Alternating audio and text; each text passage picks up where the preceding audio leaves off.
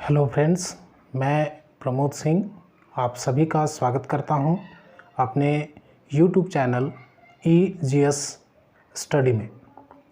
आपने पिछले वीडियो में CNT एक्ट धारा 1 से लेकर से धारा 46 तक के वीडियो में जो मैंने बताया है, पाँच वीडियो CNT के 5 वीडियो में, उसमें छठा जो वीडियो था वो 1 से 46 तक के बीच में बनने वाले क्वेश्चन, ऐसे तो कई सारे क्वेश्चन बन सकते हैं, लेकिन जो JPSC का स्टैंडर्ड है उसके हिसाब से जो मैंने क्वेश्चन आपको 15 क्वेश्चन दिए थे, उस क्वेश्चन के बाद आज ये अगला वीडियो है CNT से। उस क्वेश्चन का आंसर भी मैं इस वीडियो में बताऊंगा, लेकिन पहले धारा 46 के बाद धारा 47 को शुरू करते हैं। ठीक है, यहाँ मैं इससे जुड़े हुए, इस चैनल से जुड़े हुए कुछ जो अनाउंसमेंट है उसको मैं यहाँ बताना चाहूँगा कि 15 जुलाई से इस चैनल के माध्यम से मैं आपको झारखंड के सभी सेक्शंस जैसे जैसे कंप्लीट होंगे उसी तरीके से सेक्शन में आप लोगों को अवेलेबल करवाने जा रहा हूँ, जिसमें मंडे और ट्यूसडे को आपको जहाँ CNT और SPT एक्ट जब तक कंप्लीट नहीं होगा तब तक ये कंटिन्यू रहेगा। मंडे और ट्यूसडे को, वेडनेसडे और थर्सडे को झारखंड हिस्ट्री होगा, फ्राइडे और सैटरडे को झारखंड ज्योग्राफी से रिलेटेड वीडियो आपको अवेलेबल होंगे, और संडे को जो उस वीक में करंट अफेयर्स होंगे उन करंट अफेयर्स का चर्चा करेंगे। मेरा प्रयास है कि आप जब भी एग्ज़ाम में आने वाले 2-4 महीने 6 महीने में जो एग्ज़ाम आप फेस करें झारखंड का, उसमें आप इतनी तैयारी होकर के जाएं, मैं आपको उन सभी चीज़ों को कलेक्शन मैं आपको दे दूं कि आपको कहीं और जाने की ज़रूरत ना पड़े। इसीलिए मेरा प्रयास है कि 15 जुलाई से मैं झारखंड के सभी सेक्शंस को, सभी टॉपिक्स को टच करूं और जितना जल्दी इसको कंप्लीट करूं। लेकिन यहाँ मैं ये आपको एश्योर कर रहा हूँ कि जल्दीबाजी में मैं किसी भी टॉपिक को एकदम अचानक से ख़त्म नहीं करूँगा जब तक कि वो टॉपिक का सही विश्लेषण, सही व्याख्या ना हो जाए। यहाँ झारखंड ज्योग्राफी से रिलेटेड जितने भी टॉपिक्स हैं वो ज़्यादा समय नहीं लेंगे, लेकिन हिस्ट्री चूँकि पज़ल है तो उसमें कुछ समय लेंगे, समय लिया जाएगा उस वीडियो में। ठीक है, तो आने वाले वीडियो का आप इंतज़ार भी करें और आप अपना सपोर्ट, अपना समर्थन हम बनाए रखें ताकि मैं भी मोटिवेट हो सकूं और आपको अगले वीडियो के लिए मैं भी अपने आप को तैयार कर सकूं। दोस्तों, वीडियो अवेलेबल कराना बहुत ही मुश्किल भरा काम है, ये एक टीम का काम होता है, परंतु मैं अपने सेल्फ अकेले ही प्रयास कर रहा हूं कि आपको ये वीडियो अवेलेबल करवाऊं, जिसमें एक वीडियो बनाने में कई सारे समय व्यतीत होते हैं। उसका मटेरियल्स को कलेक्ट करना, उस मटेरियल्स को फिर आपको समझाने के लिए कौन से शब्दों का चयन करना है, उन शब्दों के बारे में सोचना, यानी कि यदि आप 30 मिनट का वीडियो देखते हैं तो उस 30 मिनट के वीडियो के लिए लगभग 6 से 7 घंटे मेरे हार्डवर्क हो जाता है मेरे लिए। तो फिर भी अब इस हार्डवर्क के लिए मैं आपसे सिर्फ इतना चाहता हूँ कि आप अपना सपोर्ट बनाए रखें और साथ में मेरे इस वीडियो को वैसे लोगों तक शेयर करें जो पढ़ते लिखते हैं। जो पढ़ने लिखने से मतलब नहीं है उनके पास ये वीडियो पहुंचाने का कोई मतलब नहीं है, क्योंकि वैल्यू, किसी भी हीरा का वैल्यू जो है वो सब कोई नहीं पहचानता। हीरा का वैल्यू वही जानता है जो उसका पारखी होता है, जो उसका मूल्य समझता है। तो वीडियो में मैं क्या बता रहा हूँ इसका वैल्यू वही जान सकता है जो कंपटीशन से जुड़ा हुआ है, और ख़ास करके झारखंड के कंपटीशन, झारखंड में जो होने वाली परीक्षाएं हैं, कॉम्पिटिटिव एग्ज़ाम्स जो हैं, उनका आप यदि क्वेश्चंस का सही एनालिसिस यदि आप करते हो, क्योंकि देखो जब भी आप एग्ज़ाम में फेस करते हो तो बहुत सारे क्वेश्चन ऐसे होते हैं जो वन लाइनर ऐसे होते हैं कि आप पढ़ने के साथ ऑप्शन देखोगे और मार दोगे, लेकिन कुछ क्वेश्चन ऐसे होते हैं जो फंसाते हैं, आपका टाइम टेकिंग होता है। तो उस क्वेश्चंस को कैसे सॉल्व करें, मैं हर एक चीज़ को आपको पॉइंट आउट करूँगा। हर एक कुछ जब अभी नहीं, अभी जब मैं आपको वीडियो कंप्लीट कर दूंगा झारखंड GS का लगभग हाफ यानी आधे से ज़्यादा यदि सिलेबस कंप्लीट हो जाता है, उसके बाद मैं तरीका बताऊंगा कि जब आप एग्ज़ाम में बैठो तो आप ऑप्शन को कैसे सही करो। ठीक है, आप कई बार ऐसे चीज़ें आती हैं जिसमें से कि क्वेश्चन हमको नहीं मालूम होता है, लेकिन फिर भी 4 ऑप्शन में से हम अंदाज़ यदि लगाते हैं, अंदाज़ा लगाते हैं, तो उसमें से मेरे क्वेश्चंस 75% चांसेस होते हैं सही होने के। तो वो तरीका भी बताऊंगा, क्योंकि कोई भी आदमी या कोई भी गाइड करने वाला आपको ये एश्योर नहीं कर सकता कि 100 का 100% क्वेश्चन आपका मेरे द्वारा ही पढ़ाए गए क्वेश्चन आएंगे। ऐसा नहीं होता। कुछ टॉपिक्स ऐसे होते हैं जहाँ से क्वेश्चन अनंत होते हैं, जैसे करंट अफेयर्स, बहुत सारे क्वेश्चंस रोज़ बनते हैं और रोज़ टूटते भी हैं। ठीक है, तो उन सारी चीज़ों को टच करना बड़ा मुश्किल होता है। तो मैं यहाँ आपको बता दूं कि जो मैं वीडियो में आपको अवेलेबल करवा रहा हूँ, उस वीडियो के थ्रू यदि आप एग्ज़ाम में बैठते हो इससे पढ़ करके, तो निश्चित तौर पर 100 में से 70 से 80% क्वेश्चन जो होंगे वो मेरे वीडियो में आएंगे।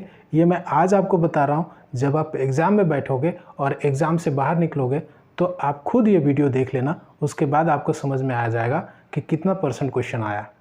ठीक है, चलिए ये सब बातें होती रहेंगी, फिर कभी अगले वीडियो में भी फिर चर्चा छेड़ेंगे। लेकिन ध्यान रहे कि 15 जुलाई से आप वेट ना करें, हर एक डे में देखें कि नोटिफिकेशन आपका मोबाइल में यूट्यूब पर आ गया है, नोटिफिकेशन आप ऑन कर रखें। हर एक डे पर डे आपको एक वीडियो अवेलेबल करवाने का प्रयास करूंगा। किसी दिन शायद में भी, तो उसके लिए क्षमा प्रार्थी भी हूँ, लेकिन मेरा प्रयास 100% रहेगा कि हर एक दिन वीडियो आपको अवेलेबल करवाऊँ।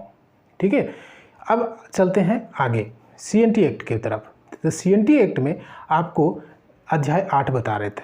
ठीक है, अध्याय 8 में आपको धारा 46 तक आपको बता चुके थे। धारा 46 बहुत इंपॉर्टेंट है, आप हमेशा इसको याद रखें। ठीक है, अब धारा 46 से हम चलते हैं आगे धारा 47 पर। धारा 47 क्या कहता है इसको देखिए। धारा 47 कहता है कि न्यायालय के आदेश के अधीन रैयती अधिकार के विक्रय पर प्रतिबंध है। यदि रैयती कोई अधिकार है, ध्यान में रखिए कि ये सब परिप्रेक्ष्य है 46 में। धारा 46 के परिप्रेक्ष्य में ये सारी धाराएं हैं। हम आपको बता देंगे जहाँ उल्टा होगा, जहाँ चेंज होगा, धारा 46 से प्रभावित नहीं होगा, वहाँ आपको हम हिंट कर देंगे। धारा 46 के बाद धारा 47 कहता है कि यदि रैयती अधिकार का कोई रैयत जो है SC ST OBC वाला कहानी आप याद रखिए, कि यदि वो चाहता है कि अपना अंतरण करे, अपना हस्तांतरण करे, ठीक है, और उसमें से कुछ ऐसा वाद विवाद आ जाए कि मामला कोर्ट तक पहुंच जाए, ठीक है, और मामला कोर्ट में पहुंच जाए, तो कोर्ट कभी भी ये ऑर्डर नहीं देगा कि इस जमीन को बेच दिया जाए, यानी कि रैयत का अधिकार को बिक्री करने का आदेश कोर्ट नहीं दे सकता है। ठीक है, यहाँ ये समझिए, ठीक है, कि रैयत के अधिकार को बेचने का आदेश कभी भी कोर्ट नहीं दे सकता। यहाँ आपको बताएंगे कि इस चीज़ पर संशोधन होना चाहिए था या क्या ये सही है संविधान की दृष्टि से, ये आपको CNT एक्ट कंप्लीट होने के बाद बताऊंगा। ठीक है, कि क्यों ऐसा है कि सुप्रीम कोर्ट इस पर आदेश नहीं दे सकता। यदि आदेश नहीं दे सकता तो उसके लिए क्या प्रोविज़न किया गया, ये CNT एक्ट के बाद में बताऊंगा। खैर, अभी धारा 47 में ये कहता है, अब कहता है कि अब कोर्ट जो है किस मामले में डिसीजन दे सकता है। तो मामला में डिसीजन दे सकता है किस चीज़ में, कि यदि लगान नहीं दिया गया है, ज़मीन से जुड़ा लगान नहीं दिया है ST SC OBC ने, तो उससे जुड़े हुए मामले को कोर्ट डिसीजन दे सकता है। दूसरा कहना है कि बैंक ऋण के वसूली के लिए में आपको बताया गया कि भुगत बंधक जो है वो 15 साल के लिए किसी बैंक या सहकारी समिति जो बिहार उड़ीसा अधिनियम 1935 के तहत यदि वो रजिस्टर्ड है, या फिर जिसमें ऐसा बैंक या सहकारी समिति जिसमें राज्य सरकार या केंद्र सरकार का 51% हिस्सेदारी है, तो उस बैंक में वो 15 साल के लिए अपना ज़मीन को रहन रख सकता है। ये आपको प्रोविज़न बताए हुए हैं। अब यहाँ कहता है कि मे भी हो सकता है कि 15 साल के बाद वो लोन ना चुका पाए। ठीक है, तो एक तो है कि ज़मीन उसका वापस हो गया, तो ज़मीन यहाँ वापस हो गया, तो यदि इस प्रोविज़न को कंटिन्यू कर दिया जाए तो कोई भी आदमी SC ST थोड़ी चाहेगा कि हम बैंक लोन दें। वो तो जानेगा कि 15 साल के बाद तो हमारी ज़मीन अपना वापस हो ही जाएगा, तो डूबेगा कौन? बैंक का अपना पैसा डूबेगा। तो यहाँ ये चीज़ किया गया है कि यदि इस तरह का मामला आता है, ठीक है, इस तरह का मामला आता है तो कोर्ट उस पर डिसीजन देगा कि बैंक का ऋण आपको वसूल करना है तो किस प्रकार से करना है, इस मामले पर वो डिसीजन दे सकता है। ठीक है, कोर्ट यहाँ डिसीजन दे सकता है, बेचने का आदेश नहीं दे सकता, ध्यान में रखेंगे, हस्तांतरण अंतरण का आदेश नहीं देगा। ठीक है, कैसे लगान वसूली करना है, कैसे ऋण की वसूली करना है, इसका आदेश वो दे सकता है। आगे कहता है कि बिहार उड़ीसा लोक मांग वसूली अधिनियम द्वारा उपबंधित प्रक्रिया, बिहार उड़ीसा लोक मांग अधिनियम एक है, उसमें से यदि जो जो प्रोविज़न किया गया उस प्रोविज़न के अंतर्गत, खास करके वही आए हुए ऋण वसूली वाला है, तो उसमें जो जो चीज़ प्रोविज़न दिया गया है उसके अंतर्गत कोर्ट जो है वो डिसीजन दे सकता है।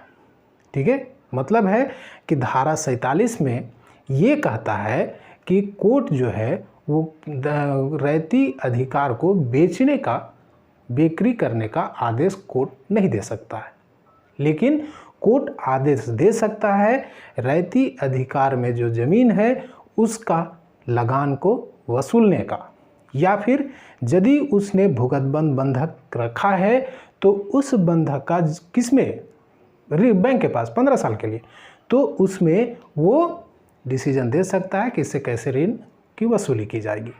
ठीक है, आगे आइए धारा 48 में। धारा 48 जो है वो भूयहरी भूधृति के अंतरण पर प्रतिबंध करता है। आपको शुरू में जब आर्टिकल 3 धारा 3 बता रहे थे तो उसमें आपको बताए थे भूयहरी ज़मीन के बारे में। भूयहरी ज़मीन नॉर्मली आप समझिए कि ये ज़मीन है उरांव की ज़मीन है, तो इसमें भूयहरी ज़मीन में कहा गया कि भूयहरी ज़मीन को भी एक स्पेशल अलग प्रोविज़न दिया गया। ठीक है, लेकिन फिर से आपको कह रहे हैं कि ये प्रोविज़न किससे रिलेटेड है, धारा 46 से। यहाँ ये कहता है कि भूयहरी भूधृति के अंतरण पर भी प्रतिबंध है, आप इसका भी अंतरण नहीं कर सकते, बिक्री नहीं कर सकते, ठीक है, दान नहीं दे सकते हैं, जैसा नॉर्मली धारा 46 कहता है उसी के अनुसार से। ठीक है, SC ST OBC वाला जो प्रोविज़न है उसी के हिसाब से। लेकिन यहाँ एक चीज़ है कि सरकार इसके लिए नियम बना सकती है। ठीक है, सरकार जो है धारा 48 के अनुसार भूयहरी ज़मीन, ठीक है, भूयहरी ज़मीन के लिए नियम बना सकती है, बस अंतर यही है। धारा 48 के अनुसार से भूयहरी ज़मीन को बैन किया गया, उसका अंतरण नहीं किया जा सकता, लेकिन उससे जुड़े हुए मामले पर राज्य सरकार कोई भी नियम बनाने के लिए स्वतंत्र है। आगे देखते हैं, धारा 49 कहता है कि कतिपय प्रयोजन के लिए भूयहरी भूधृति का अंतरण। अब देखिए धारा 48 को क्या कह रहा है कि अंतरण करने पर बैन है, ठीक है, और वहाँ राज्य सरकार नियम बना सकती है। अब आगे ठीक उसी का कहता है कि अंतरण किया जा सकता है, लेकिन किस लिए, किस उद्देश्य से अंतरण किया जाएगा।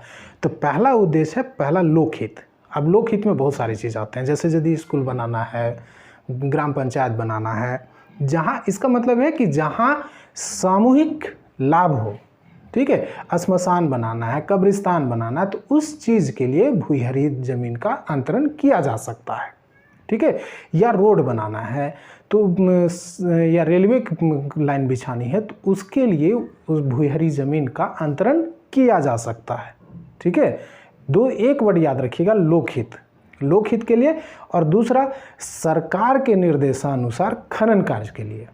ठीक है, खनन कार्य के लिए भी भूयहरी ज़मीन को अंतरित किया जा सकता है, हस्तांतरित किया जा सकता है, बिक्री किया जा सकता है। ठीक है, आगे आइए, इसमें कहता है कि कतिपय प्रयोजन के लिए भूयहरी भूधृति का अंतरण तो किया जा सकता है, लेकिन धारा 46, 47, 48 के बावजूद, धारा 46, 47, 48 में 46 में बंदिश किया हुआ है, 47 में आपको किया बैन कर दिया है, उसमें कोर्ट भी आदेश नहीं दे सकता। 48 कहता है कि भूयहरी ज़मीन का अंतरण ही नहीं करना है। ठीक है, ये तीनों धाराओं के बावजूद, इन तीनों धाराओं के बावजूद दो परिस्थितियों में भूयहरी ज़मीन का, यहाँ भूयहरी ज़मीन के बारे में बात कर रहे हैं, 48 और 49 भूयहरी ज़मीन के बारे में बताता है। ठीक है, 49 कहता है कि भूयहरी ज़मीन का बिक्री किया जा सकता है, अंतरण किया जा सकता है, बशर्ते जिस उद्देश्य के लिए किया जा रहा है वो उद्देश्य लोकहित से जुड़ा हुआ हो या खनन कार्य से जुड़ा हुआ। और खनन कार्य कौन, कोई प्राइवेट आदमी करता है तो उससे नहीं, खनन कार्य सरकारी निर्देशानुसार, ठीक है, सरकार से अधिगृहित भूमि पर यदि खनन कार्य करना हो तो वो अधिग्रहण जो होगा वो वैध होगा, चाहे वो भूहरी जमीन ही क्यों ना हो। ठीक है, समझ में आई बात। यहाँ हुआ आपका धारा 47, 48 और 49। ठीक है, अब आइए देखते हैं धारा 50। ठीक है, धारा 50 क्या कहता है? धारा 50 कहता है कि भूस्वामी द्वारा भूधृति या जोत का अर्जन भूस्वामी के आवेदन करने पर, यानी कि भूस्वामी द्वारा, भूस्वामी यहाँ आपको पहले बता चुके हैं कि कौन है भूस्वामी। कौन था? भूस्वामी है सरकार वर्तमान में, और उस समय जमींदार। ठीक है, या कह सकते हैं अंग्रेजी कंपनी उस समय। अब उस सिचुएशन के अनुसार से समझिए कि यदि भूस्वामी द्वारा भूधृति या कोई जोत है, ठीक है, जो रैयत जो है वो जोत रहा है, ठीक है, लेकिन भूस्वामी को मन किया कि नहीं, उस जोत का हमको यूज़ करना है, उपयोग अलग तरीके से करना है, तो उसके लिए क्या करेगा? भूस्वामी जो है वो उसका आवेदन देगा। ठीक है, भूस्वामी आवेदन देगा, चाहे धारा 46, 47, 48 का कुछ भी हो, लेकिन उस भूस्वामी के आवेदन देने पर उस जमीन का अर्जन किया जा सकता है, लिया जा सकता है, यदि आपको 49 में ही बताया कि यदि उस जमीन से लोकहित जुड़ा हुआ हो। वहाँ कौन ले सकता था? धारा 49 में सरकार ले सकती है, लेकिन यहाँ भूस्वामी को भी ये अधिकार है कि वो भी वो ज़मीन को ले सकता है, बशर्ते उस ज़मीन पर सामूहिक कार्य के लिए कोई कार्य करना है, सामूहिक लाभ के लिए कोई कार्य करना है, तो उसके लिए वो ज़मीन को अधिगृहित कर सकता है, चाहे वहाँ विद्यालय बनाए, चाहे स्कूल बनाए, चाहे वहाँ पंचायत बनाए, चाहे वहाँ पर आप श्मशान बनाए या कब्रिस्तान बनाए, तो उसके लिए वो ज़मीन को अधिगृहित कर सकता है, ले सकता है। उसके बाद धारा 51 कहता है, धारा 51 कहता है कि अंतरण की सूचना यदि नहीं दिया गया, अंतरण यानी कि हस्तांतरण हुआ, ठीक है, धारा 46 के अंतर्गत, 47, 48 के अंतर्गत यदि अंतरण हुआ, ज़मीन का अंतरण हो गया और इसकी सूचना नहीं दी गई है, ठीक है, तो इसकी सूचना यदि नहीं दी गई है तो वर्तमान अभिधारी जो है, वर्तमान जो ज़मीन को लिया हुआ है, वो उत्तरदायी नहीं होगा किसी भी लगान के लिए। ठीक है, ये कार्य किसका है? जो बेच रहा था उसका कार्य है, और भूस्वामी के यहाँ उसको ज़मीन का रजिस्ट्री करवाना है, तो और उसका माने यदि भूस्वामी के यहाँ रजिस्ट्री करवा लेता है तो फिर तो हो गया धारा 12 के अनुसार से, तब तो सूचना हो गया। लेकिन यदि इसकी सूचना नहीं दी जाती है तो क्या होगा कि वर्तमान जो अभिधारी होगा ज़मीन का, वो उसके लिए रिस्पॉन्सिबल नहीं होगा, उसके लिए वो उत्तरदायी नहीं होगा। ठीक है, यहाँ अध्याय 8 जो है वो कंप्लीट हो जाता है आपका। अब इससे आगे अध्याय 9 के बारे में डिस्कस करेंगे, लेकिन वो अध्याय 9 अगले वीडियो में होगा। यहाँ अब हम शुरू करते हैं जो मैंने पिछले वीडियो में आपको क्वेश्चन बताया था उसके आंसर के बारे में। तो सबसे पहला क्वेश्चन था कि सीएनटी एक्ट का जनक किसे कहा जाता है? तो सीएनटी एक्ट का जनक फादर हाफमैन को कहा जाता है। ठीक है, सीएनटी एक्ट का जनक जो है वो फादर हाफमैन को कहा जाता है। और उसमें जो 3 ऑप्शन आपको बताए थे, वो भी ये याद रखिएगा, वो ऑप्शन हम इसलिए डाले थे क्योंकि वो तीनों जो अन्य फादर हाफमैन के अलावा जो 3 अन्य थे, राखाल दास थे, डॉक्टर डेविडसन या क्रिस्टर ओलिफेंट थे, ये तीनों आदमी भी सीएनटी एक्ट से जुड़े हुए थे। अब यदि आप नोट्स बना रहे हैं सीएनटी का, तो वहाँ इस चीज़ को मेंशन कर दीजिए कि सीएनटी एक्ट से जुड़े हुए अन्य व्यक्ति। ठीक है, आपको हो सकता है एग्जाम में पूछ दे कि इनमें से कौन सीएनटी एक्ट के से जुड़े हुए नहीं थे, तो आप इसमें से कंफ्यूज ना कीजिएगा। अगला क्वेश्चन, दूसरा क्वेश्चन था कि सीएनटी एक्ट 1908 से बाहर एकमात्र परमंडल कौन सा है? ठीक है, तो आपको शुरू में ही बताए थे कि सीएनटी एक्ट के अंदर में कौन कौन आता है। दक्षिणी छोटा नागपुर, ठीक है, दक्षिणी छोटा नागपुर, उत्तरी छोटा नागपुर, उत्तरी छोटा नागपुर, पलामू परमंडल और कोल्हान परमंडल, ठीक है। झारखंड में टोटल कितने हैं, तो 5 परमंडल हैं। संथाल परगना परमंडल, कोल्हान परमंडल, पलामू परमंडल, उत्तरी छोटा नागपुर और दक्षिणी छोटा नागपुर परमंडल। तो आप इसको हटा दीजिए और ये 4 को रखिए, तो ये चारों में ये लागू है और ये चारों में टोटल 18 जिले हैं, ठीक है, 18 जिले हैं। तो ये 18 जिले में लागू, यदि जिला के अनुसार से पूछता था 18 जिला में, और संथाल परगना में ये लागू नहीं है। संथाल परगना में टोटल 6 जिले हैं जहाँ की SPT Santhal Pargana tenancy act लागू है, ठीक है। अब इससे आगे, ठीक है, ये हम बता चुके। यदि आपको ये परमंडल और जिला के बारे में कन्फ्यूजन कहीं हो तो मैंने जिला और परमंडल के परिचय के रूप में एक वीडियो भी बनाया हुआ है जो प्लेलिस्ट में आपको मिल जाएगा, डिस्क्रिप्शन में दिया हुआ है, तो आप उसको देख सकते हैं। अन्यथा यदि आपको जानकारी है तो आप इसको आसानी से, क्योंकि ये बेस है, जिला कहाँ है, कौन जिला कहाँ है, कौन जिला किस परमंडल में है, इसकी जानकारी होनी चाहिए, ठीक है। अगला जो तीसरा क्वेश्चन था, Chota Nagpur encumbered state act कब पारित हुआ था। यहाँ हम आपको छोटा नागपुर इनकम्बर्ड स्टेट एक्ट के बारे में थोड़ी सी बातें बता देते हैं। छोटा नागपुर इनकम्बर्ड स्टेट उस समय झारखंड में 35 थे, जो कि आपको शुरू में बताए भी होंगे जब हम ये सीएनटी एक्ट की पृष्ठभूमि बता रहे थे, उस वीडियो में आपको बताए भी हैं।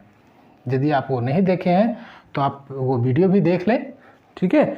तो उसमें आपको मैंने बताया था कि छोटा नागपुर इनकम्बर्ड स्टेट एक्ट के अंतर्गत झारखंड में, झारखंड तो उसमें था नहीं, छोटा नागपुर में 35 स्टेट थे जो कि एक तरह से मालगुजारी देते थे, ठीक है, मालगुजारी देते थे अंग्रेजी कंपनी को, और उनको इनकम्बर्ड स्टेट इसलिए कहा जाता था कि इस एक्ट के थ्रू यदि कोई जमींदार जागीरदार जो है वो लगान देने में असमर्थ होता है तो अगले बार उस एक्ट के थ्रू, उस एक्ट के प्रावधान के अनुसार से वह जो जागीर होगा वह या वह क्षेत्र जो होगा वो अंग्रेजी राज में मिला लिया जाएगा, ठीक है। ये इस एक्ट का प्रावधान था। तो इसके अंतर्गत में कितने थे, 35, ये याद रखिएगा, ठीक है। ये कब आया था, तो आपको ऑप्शन दिए थे 1869, 1879, 1897, 1876। अब यहाँ आप देख लीजिए कि आपको 1869 में, आप याद रखिए 1869 में आया था छोटा नागपुर टेन्योर्स एक्ट, ठीक है। अब 1879 में आया था Chota Nagpur land and tenants act, ठीक है। 1897 में आया था Chota Nagpur encumbered state act, ठीक है। आगे आते हैं, क्वेश्चन नंबर 4 में आपको दिया हुआ था, कूट करके दिया हुआ था कौन कौन, बंगाल रेड सेटलमेंट था, छोटा नागपुर टेन्योर्स एक्ट था, Chota Nagpur encumbered state act था, Chota Nagpur land and tenants act था। 3 को आपको बता चुके थे, आराम से कूट आप निकाल सकते हैं, ठीक है। ये आप पे डिपेंड है। अब आप इसका आंसर निकाल लीजिएगा, क्योंकि हमने छोटा नागपुर इनकम्बर्ड स्टेट के बारे में बता दिया कि कब 1897, 1869 में छोटा नागपुर हिंदी में कहें तो छोटा नागपुर भूधृति अधिनियम या छोटा नागपुर टेन्योर्स एक्ट आया था। 1879 में आया था Chota Nagpur land and tenant act, ठीक है। तो आप ये 3 का यदि बना रहे हैं तो आसानी से बना लीजिएगा। आगे आइए, आगे क्वेश्चन में था कि सीएनटी एक्ट के धारा 3 के अनुसार से निम्न में किसे परिभाषित नहीं किया गया है, ठीक है। हाँ, नहीं, सीएनटी एक्ट की धारा 3 के अनुसार से जंगल संपत्ति में इनमें से कौन शामिल है।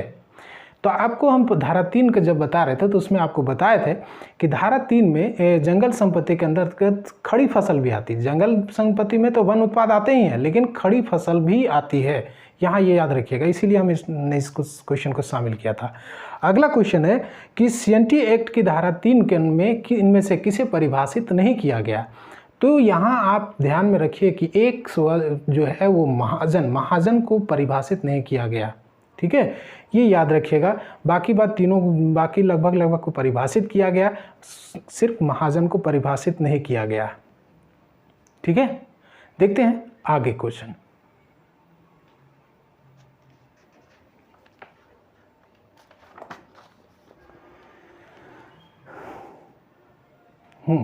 अगला क्वेश्चन नंबर 7 था कि जंगल की लकड़ी जो जलावन के लिए यूज़ के लिए लाई जाती थी उस पर कौन सा शुल्क लगा जाता था।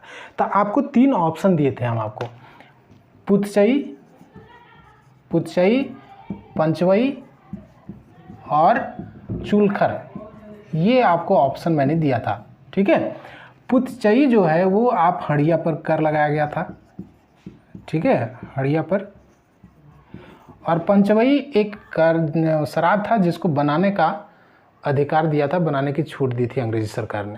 ठीक है, एक पंचवई एक शराब थी जिसको कि शराब बनाने के लिए छूट दिया गया था अंग्रेजी कंपनी के द्वारा। ठीक है, चुलखर जो था वो जलावन की लकड़ी पर लगाया गया शुल्क था। ठीक है, तो जलावन पर लगाए गए शुल्क, जलावन की लकड़ी पर लगाए गए शुल्क को क्या कहा जाता है, चुलखर।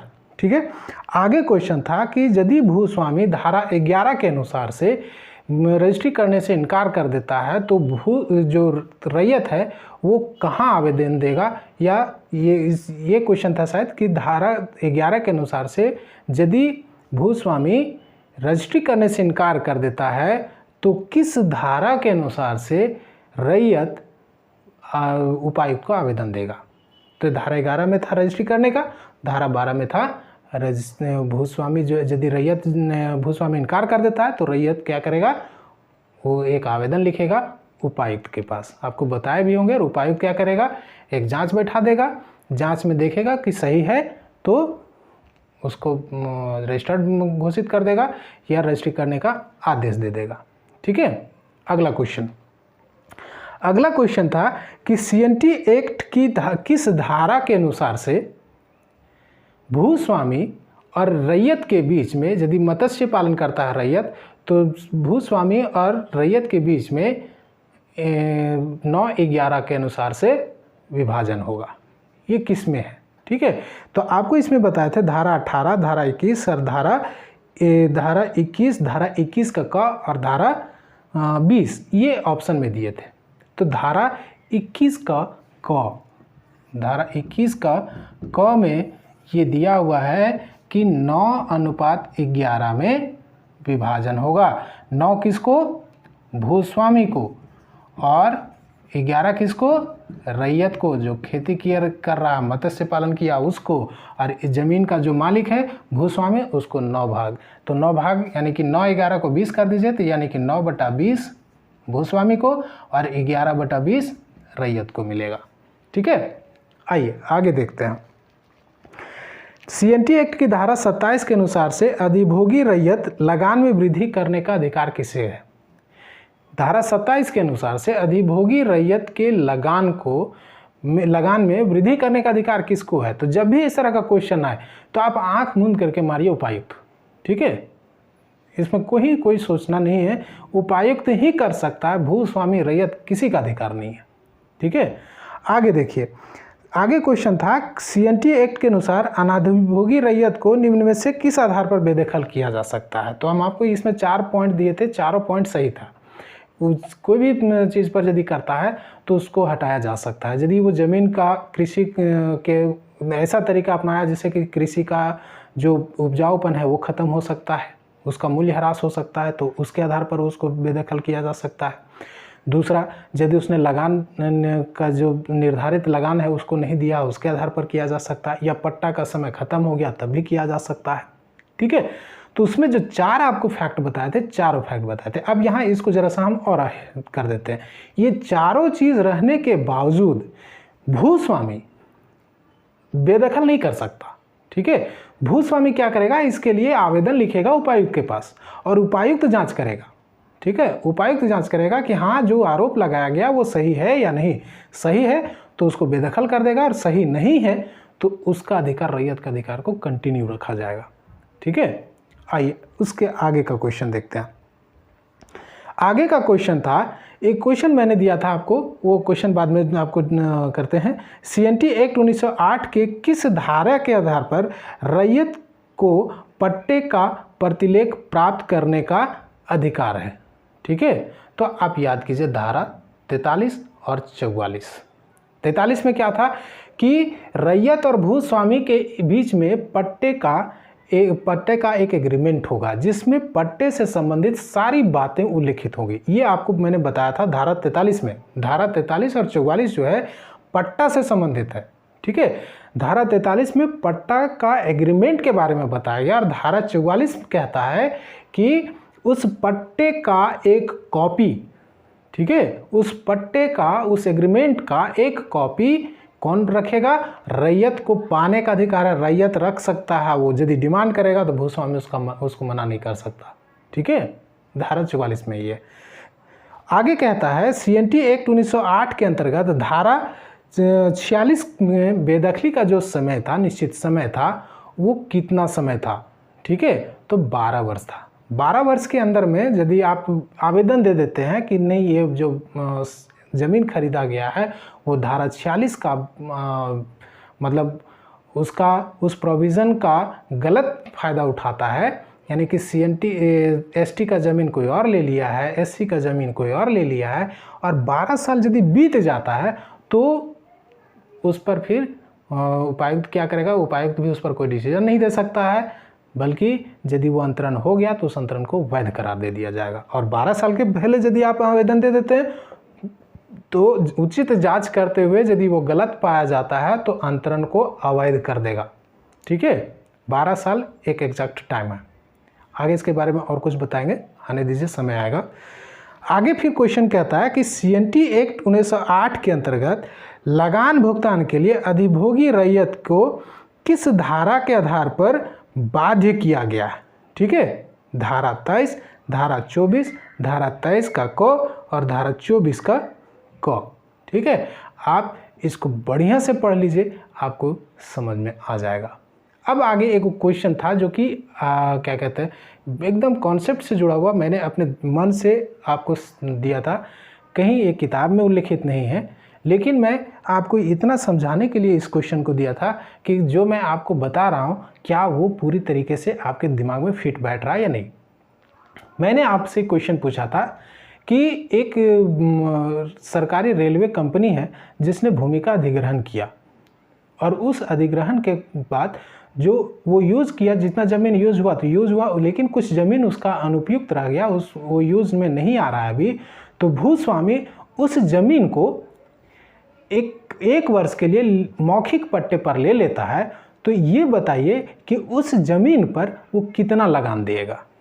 और इसका चारों जो ऑप्शन मैंने आपको दिए थे वो चारों ऑप्शन गलत थे, ठीक है, चारों में से कोई भी ऑप्शन सही नहीं था। और इसलिए मैंने जानबूझ करके दिया था कि आप किसको टिक कर रहे हो। और उसमें से आप सीधा आप देखिएगा, प्रोविज़न आप पढ़िए तो उसमें साफ लिखा हुआ है कि यदि अनुपयुक्त भूमि है, सरकार उसको अधिग्रहित कर चुकी है, तो भूस्वामी उसको 1 वर्ष के लिए लिखित या मौखिक पट्टे पर ले सकता है, जिसमें किसी प्रकार का कोई लगान देय नहीं होगा, ठीक है, किसी प्रकार का कोई लगान देय नहीं होगा। ये कोई आंसर होगा उसका, ठीक है। चलिए मिलते हैं फिर अगले वीडियो में, जिसमें CNT एक्ट से जुड़े हुए अध्याय 9 के बारे में हम लोग जानेंगे, ठीक है। पढ़िए, मन लगा करके पढ़िए और देखिए, ऑप्शन मत बनाइए। यदि आप अपने कंपटीशन में आप ऑप्शन बनाते हैं कि ये एग्ज़ाम नहीं तो अगला एग्ज़ाम, जहाँ ये चीज़ भावना आ गई तो आपको पढ़ने की जो अंदर से प्रेरणा जो मिलती है ना, स्व प्रेरणा जिसको बोलते हैं, सेल्फ मोटिवेशन, वो सेल्फ मोटिवेशन आपका गड़बड़ा जाएगा। बस ये एग्ज़ाम किसी सूरत पर निकालना है, एनी हाउ। जब ये आपके अंदर में आ जाएगा तब आपके अंदर में जो पढ़ता ना आदमी, वो 2 घंटा की जगह पर 3 घंटा 4 घंटा पढ़ सकते हैं, आपका ध्यान एकाग्र भी हो सकता है। हाँ, लेकिन इसके कारण से कभी भी प्रेशर में ना आए, पढ़े बढ़िया से, ध्यान लगाएं, एकाग्रचित हो जाएं और जो भी आपको मिले मटेरियल, उस मटेरियल को सिर्फ आंख मूंद करके ना पढ़ें, ध्यान से समझें उसका क्या लिखा हुआ है। क्योंकि JPSC ऐसा बोर्ड है जो कि सिर्फ आपको रटंत्र नहीं मांगता, रटा हुआ माइंड नहीं मांगता, वो मांगता ये भी है कि क्या आपका उस पर कॉन्सेप्ट क्लियर है या नहीं। तो कुछ क्वेश्चन कॉन्सेप्चुअल होते हैं, जब तक आप उस मैटर से रिलेटेड कॉन्सेप्ट क्लियर नहीं है आपके दिमाग में, तब तक आप उसका आंसर नहीं दे सकते। इसीलिए CNT और SPT एक्ट को मैं कोशिश कर रहा हूँ कि उसका कॉन्सेप्ट आपको क्लियर हो जाए, नहीं तो रटना तो धारा है ही। ठीक है, चलिए मिलते हैं अगले वीडियो में। थैंक यू, धन्यवाद।